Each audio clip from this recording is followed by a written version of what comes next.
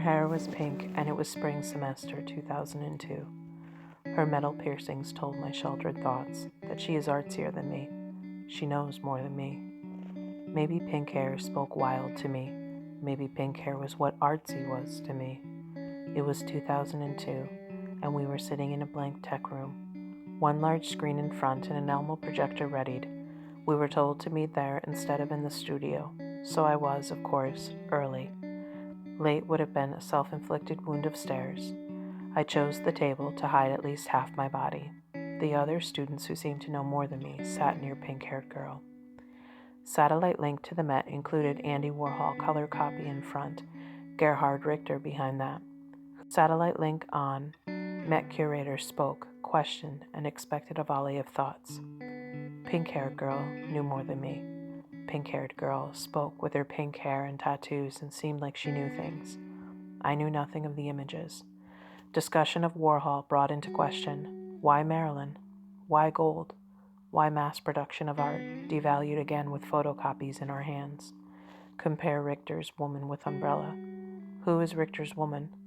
Discuss a time in the 1960s. In 2002, Satellite Link ended. I will always remember Warhol and the gold Marilyn. Exit the pink-haired girl. Exit me.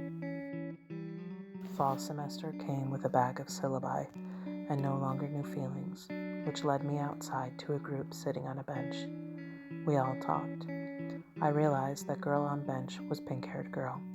She spoke, but I discovered I knew more in the fall of 2002. I realized I knew more about myself and about Warhol's gold Marilyn. I discovered how to discuss art and wild things without the feeling of being new. Pink-haired girl became Theresa and affectionately nicknamed T. T has brunette hair in the fall of 2002, brown almost black eyes, and no longer has pink hair. T was deep, depth unknown. Sometime in 2003, T and I became the best of friends. We collaborated, we laughed, we discovered partial depths of our souls. Final semester was spring 2004, and we shared a wall in directed study too. Our class posed for photograph invitation cards. The show was coming soon. T discarded art that I made permanent in my sketchbook. I barely made art until I made it on the floor. Enter repurposed items and zippers. My art was an installation, and T's art was film and latex. Merit awards and money for T and I. Graduation with tassels and diplomas and a picture to treasure. Exit T to Chicago. Life speeds past when paths diverge. T makes art and sometimes makes it home. She made it home for my wedding, for holidays and summers. T was not in college anymore, but her half home in Chicago was where she settled. All her home here was where she ached. I saw T as much as life allowed. When she couldn't make it home, I saw social media. 5 babies over time for me, and T visits me and holds them. T's idea of latex and sterile gauze gave her ideas to become a nurse. As a nurse, she came home to take care of her sick grandfather, and later, her grandmother. I visited T while she was a hospice nurse at her mom's house. T holds my youngest baby for Instagram. Angel baby, she says. T scoops an avocado and then administers morphine. Since Chicago move, this time frame was the most visits I saw T. Sometimes I texted or emailed. Sometimes T sent letters and care packages that smelled like natural oils, that smelled like her. Visits are never long enough, never enough time. Then T changed. I could see it. I could feel it. Enter worry and concern. Countless messages. While I was busy with my babies, I would see her busy with pills or hospital visits. I reached out. She was slow to answer. She had a silent illness. It had a long name. Our most recent visit was November 2018. We messaged often after this. I checked up on her. She was coming back here, back home. Enter Mayo Clinic. Enter Second Opinion. When she arrived home, I ached to see her.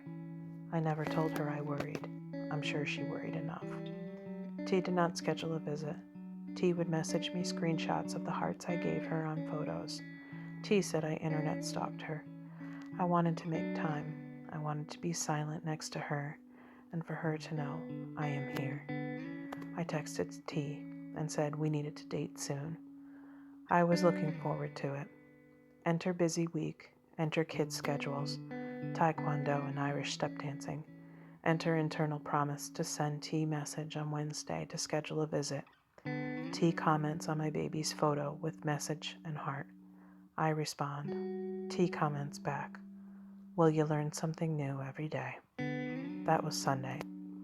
Tuesday evening, surrounded by my babies and my love at the dinner table, T's mom called. T is no longer with us. She had been looking forward to our date. The pink-haired girl who knew more than me was never to be seen again.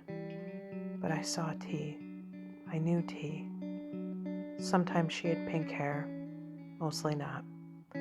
She moved from home many years ago to make art. She moved back home to make sense. I didn't get to see T for one last visit. It is 2019, and I ache. I ache for T and her smile. I want to hear her laugh. It is 2019, and I knew a pink-haired girl that became a best friend. I don't know much more about Andy Warhol, but I know about a gold Marilyn.